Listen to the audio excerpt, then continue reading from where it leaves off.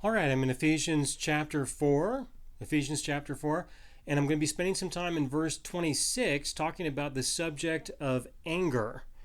That's where I am in chapter 4, verse 26. Be angry and do not sin. Do not let the sun go down on your wrath. Okay, and then verse 27 says, nor give place to the devil. Don't do that either. So there is a new topic that is kind of introduced here in the midst of things where Paul says, also in consideration with this and that and the other, now also do not be angry. He's mentioning things that are topics that are going to be of interest to a person as they're living their life. If you take a peek up at verse 25, therefore putting away lying, let each one speak truth with his neighbor, for we are members of one another. All right, the topic of being dishonest.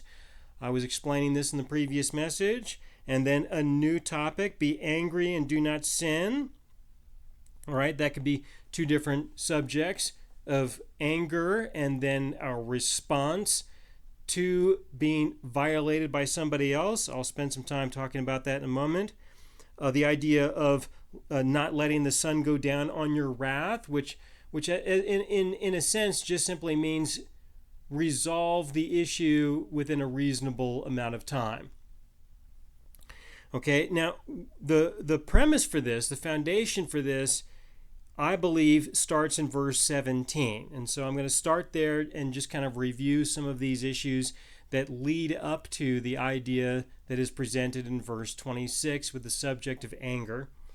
From verse 17, he says, this I say therefore and testify in the Lord, that you should no longer walk as the rest of the Gentiles walk, in the futility of their mind. That the way that people were walking outside of Christ, and in the following verse, being alienated from the life of God, that way of life is futile, all right? But that there is now a different way of life that is available for you to walk in, such that you are connected to the life of God instead of being alienated from the life of God. So when you enter into this new relationship with your God, then you will have an opportunity to live your life in a different way. And that's what he explains in the following verses with regards to the old person and the new person, that you are now a new person. And so live in the new reality of who you are in Christ Jesus now, and that there will be some fundamental differences because you have a relationship with a person, the living God. In verse 21, this is based on the truth. If indeed you heard him and have been taught by him, as the truth is in Jesus. And then in verse 23, that you are going to be renewed in the spirit of your mind on the basis of truth. So this relationship that you have with God, that you are now connected to him as opposed to being alienated from him, is that you are going to be able to understand the truth from his point of view, from his perspective, and that this is something that needs to be incorporated within your life to the extent that you are making decisions that are a reflection of the truth that God has revealed. And so from here, he speaks about the idea of there was a person before and there is a new person afterwards. That's verse 22 and 24. That you put off concerning your former conduct the old man, which grows corrupt according to the deceitful lusts. And then in verse 24, and that you put on the new man, which was created according to God in true righteousness and holiness. All right, now as you are living your life being a new person, all right, there are various things that you're going to experience that will be consistent with what God has done for you. In this case, with reference to verse 26, I'm going to emphasize the fact that you are going to experience a sense of peace in your heart and in your life. Okay, now a lot of this is going to be connected to being loved by God, being accepted by God. Just because of that, which I was explaining before, because of that, you're going to experience a sense of peace in your inner being, in your inner person, and you will have a sense of security in terms of your needs being met by your God. This is going to be a new thing, and it's important to embrace this, enjoy this. All right, you're going to have an increase of peace in your life, and that's usually where it starts. So when we live our lives being connected to our God, when we do that, we will have greater opportunities to be at peace, to be at rest in Him. Okay, now, the fact remains, though, that we are still going to be a part of this world. We are still in this world, and we are going to have relationships with other people who are not God. All right, we're going to have relationships with others, and those people who we have relationships with are going to have an effect on our lives. So, we have the joy of having a relationship with the living God. This will be a new thing, and new things will transpire because of this relationship, but we still have relationships with other people, and these relationships do affect us. All right, now, there are ways that people can isolate themselves from other people. I have done that a lot in my life. I've isolated myself from having too many relationships, and that has been one of the ways that I've been able to enjoy a sense of peace in my life. There are some relationships that don't cause so much of a disruption to my peace, and I've enjoyed those, but there have been some relationships that have caused a significant disruption of peace in my life, and eventually I have to eliminate those. I have to exit those relationships. All right, but now when you are having a relationship with someone who is not God, all right, when this happens, then there will be an occasion when they make you feel uncomfortable. It's just because of the way that we are, dysfunctional people who engage in sin, who don't have good relational skills. It's normal, right? It's normal for a person to make you feel uncomfortable. All right, and then there are some occasions when people will get a little bit too far in making someone else feel uncomfortable, where we would say that person is violating somebody else. You probably have encountered lots of people who have related to you in a way that you have felt that they have violated you. All right, this is just the way life is. Now, God is not going to violate you. All right, He's not going to do that, but there are lots of other people who will. Okay, now with in having your relationship with your God, this new relationship that makes you into a new person, all right, and there is additional truth that's going to be manifested and revealed to you. These are things that will help you navigate through other people violating you, at least to some extent. Obviously, it's not going to happen to the extent that these violations do not affect you at all right? But there will be some assistance, okay? Because you can ask the Lord in a given circumstance. You can ask Him, what do you see going on here with this other person? What do you see through my eyes? What do you hear through my ears? And it is possible that He may respond to that and give you some divine insights concerning the circumstances that you're involved in that may help you not just understand what's taking place, but may help you respond to these violations in a way that would be a little bit more constructive than what you would likely do otherwise. All right, so this is where this subject starts in verse 26 with regards to being angry and not sinning. It starts with the fact that you have a relationship with your God, yes, okay, and because of this, He will reveal some truth to you that could very well assist you in the anger and in the frustration that you have, because he will show the way things really are, okay? That this is something that can occur within our lives, but you need to understand that you also have relationships with other people, and they are going to violate you, they are going to abuse you, and you have to decide how you're going to respond to what other people do in your life. And like I said, it's just a matter of when, because we are in this world and we will have relationships with other people.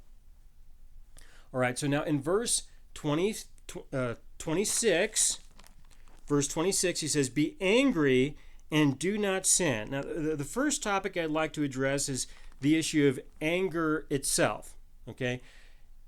And this is important to consider because what he says here is that it is okay to be angry. All right? Be angry. And something else, and do not sin. But let's start with that, the idea of being angry at all. Okay? He is stating that it can be acceptable to be angry. Anger is just your emotional response to something else, to something that has happened. All right? Or the threat of something that could happen. And he is expressing that there is nothing wrong with being angry. Now, by saying that, you probably can relate to what I'm implying, that there are a lot of people who will tell you, or who will impose upon you, the idea that you are not allowed to be angry. That for you to be angry is unacceptable. That there's something wrong with you if you are angry. You have psychological problems if you are angry. Okay, there are people who will relate to you this way. Chances are, considering how old you are by now, in order to appreciate a message like this, you've had a few people in your life who have related to you that way, who have related to you in the sense that if you get angry, then you have psychological problems. Okay, and if you haven't encountered people like that, then I would say you are unique, and fortunate, and I would say it's just going to be a matter of time before one day you do.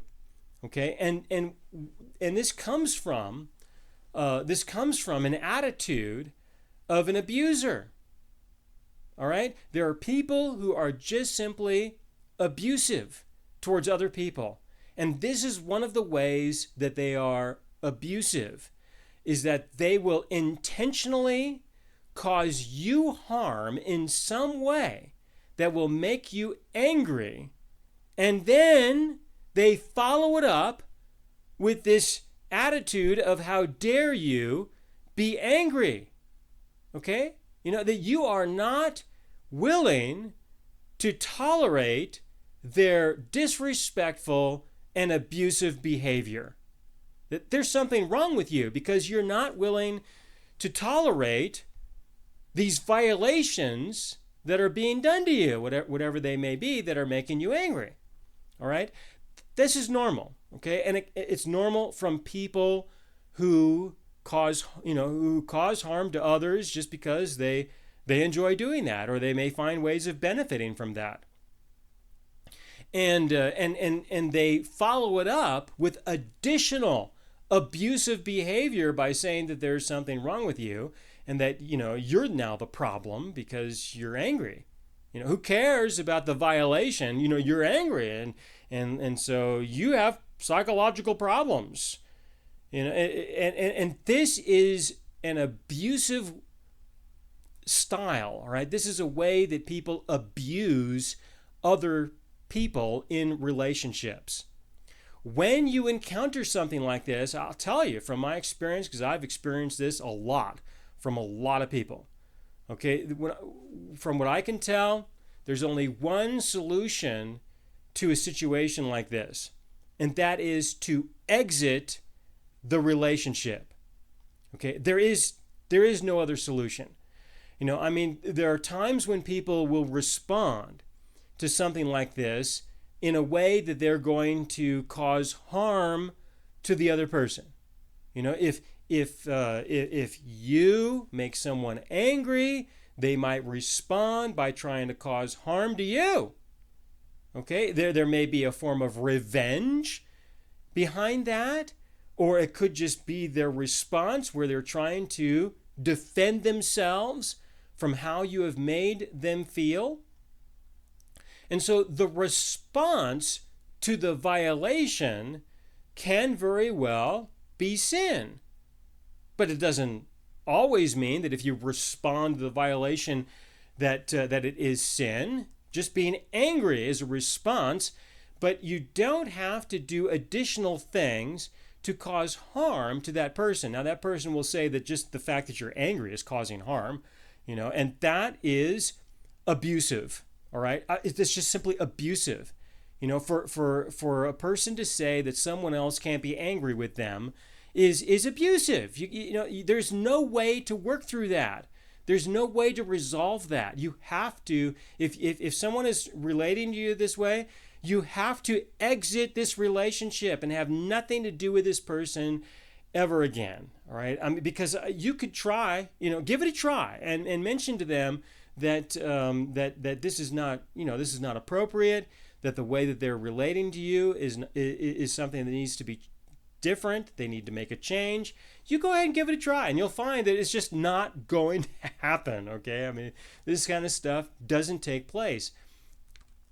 So I'm giving you an exaggerated example of anger and the response to anger, and that it can very well be a violation that is done to you. But what Paul is saying is that it's okay to be angry, but it doesn't mean that it is okay for you to then violate the other person. Let it stop there with your anger, and you need to evaluate the truth of that situation. And what I'm saying is that in general, right, there are of course exceptions, but in general, it becomes an indication that you must exit this relationship, whatever this relationship may be, that the solution is not to try to find some way to cause harm to this other person. It is to get this person out of your life, okay, or for you to get out of their lives, however that dynamic needs to be, which of course is going to depend on the relationship. And there are some relationships that are much more difficult to exit than others. But this is part of the abusive behavior that you can't exit without great consequences. And so just endure the violations that a person is doing to someone else, that they are to just endure them and tolerate them, because the cost of exiting the relationship will be much worse. All right, and this is how people relate to one another. I see this happen all the time. I've encountered this myself many times. Okay, and I'll tell you that this is a real problem that people face.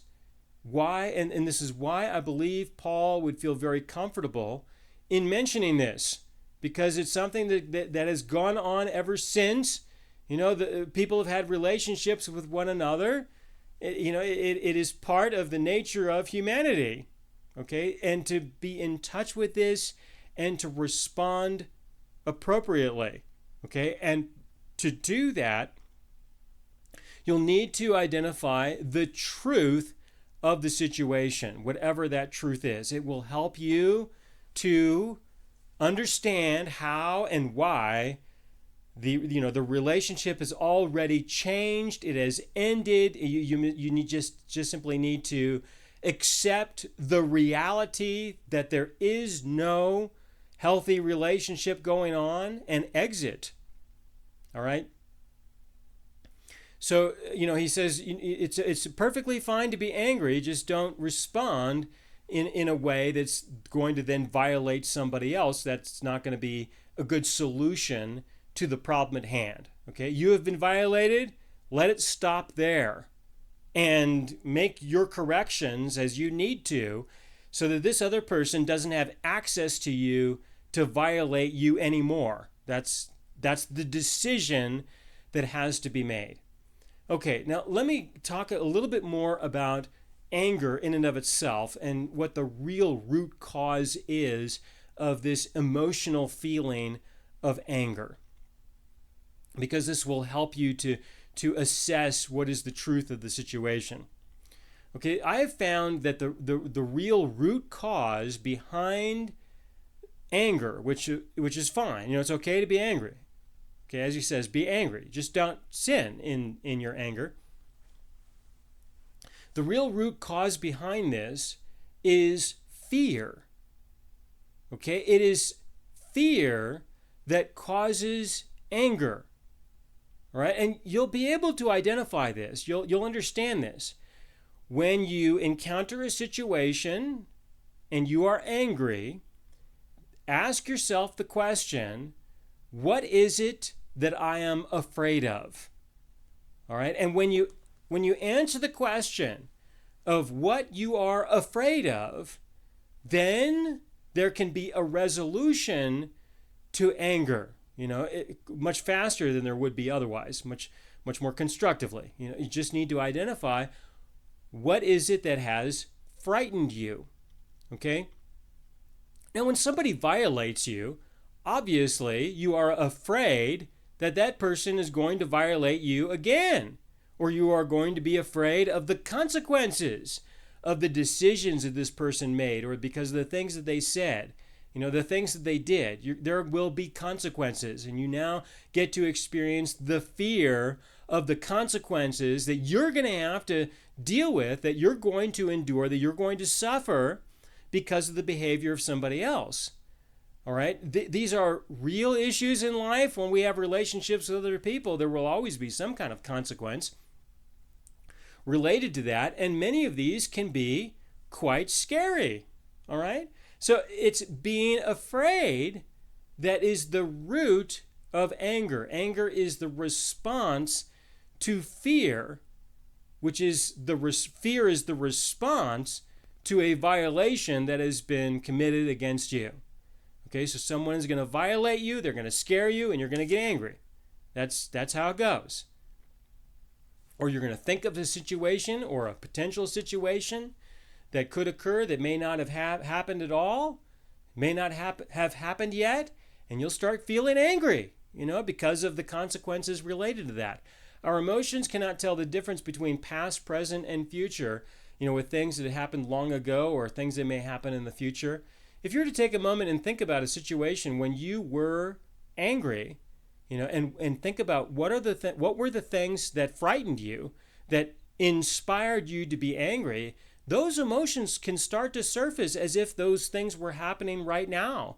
And yet they are not, they happened long ago. But your emotions can't tell the difference between what happened long ago and what's happening right now. Our emotions don't have the discernment to be able to figure that out. And so you can feel the same amount of feelings back, today as you would have back then. But this is where it needs to take place. It needs to take place in the subject of fear. Okay? Now, I myself, I had a hard time getting in touch with this because most of my life was spent in a way that I didn't really have a lot to be afraid of. It's not because I had a sheltered life of some kind. I had a very upsetting kind of life, but I didn't deal with fear. I just dealt with, okay, it's now all about survival. All right, and so I just felt that was the way that I was to live. Is just, okay, well, how am I going to get through the day? How am I going to survive? How am I going to just make it through the day in some way? What's that going to be like?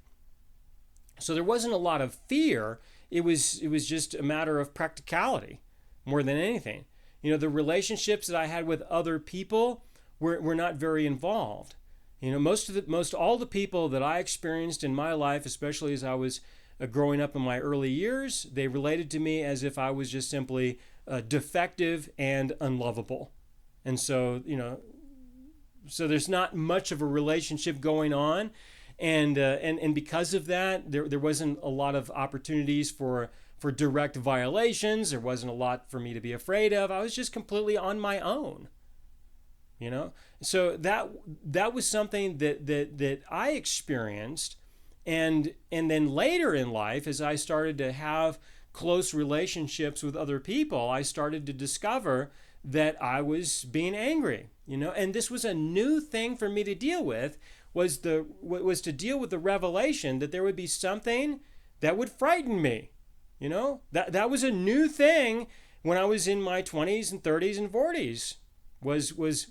Was dealing with the reality that there are things that can scare me, and I never encountered that before, and so it took me a while to make this connection between fear and anger, and to see it in my own life in order to define the truth of situations and circumstances and relational issues.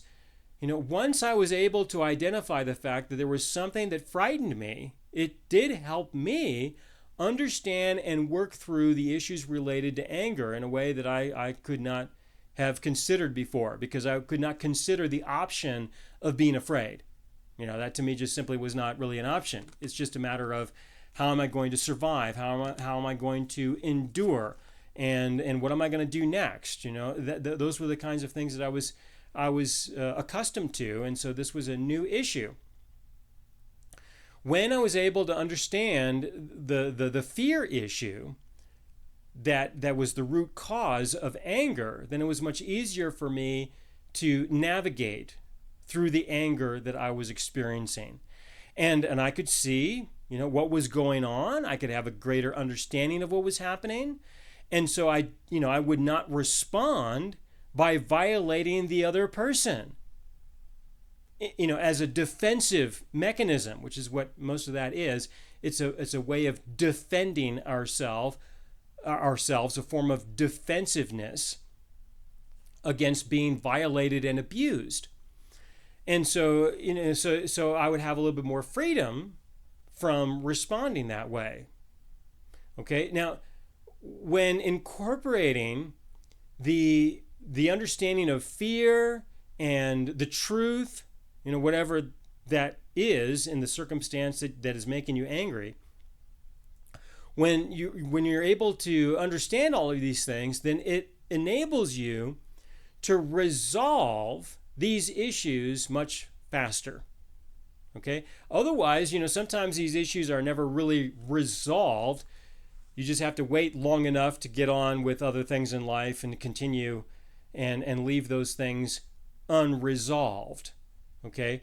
Life has to go on. You have to eat, you have to work, you have to rest, you have to maintain things. That's just normal. And so people may get angry. They may be engaged in sin as a response, but eventually they're going to have to get on with their lives, and these things just simply remain unresolved.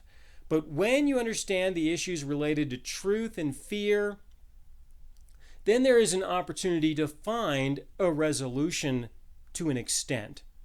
All right, and so what he presents here in the idea of do not let the sun go down on your wrath, in verse 26, be angry and yet do not sin, and do not let the sun go down on your wrath.